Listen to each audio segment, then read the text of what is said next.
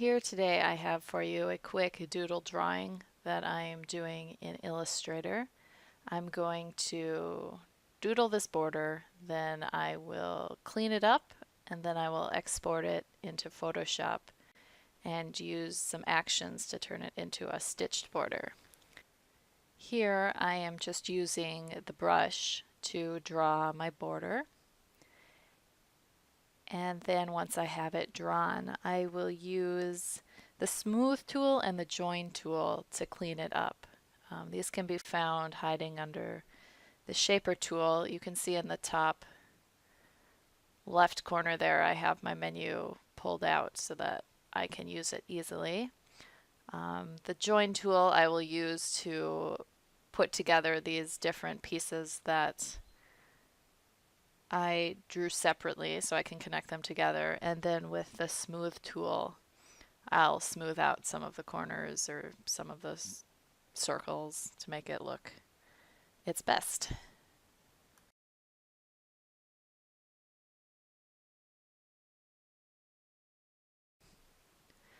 I've just about finished my drawing here, and so I'm going to save it and then export it as a PNG so that I can take it into Photoshop here.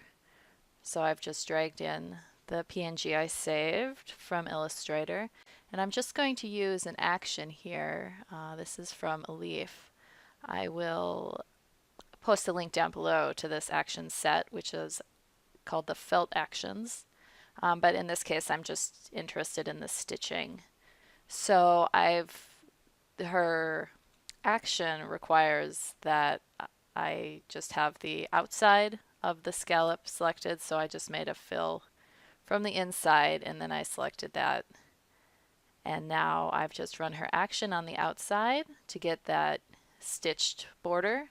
And now I'm just playing around with the later layers that were created.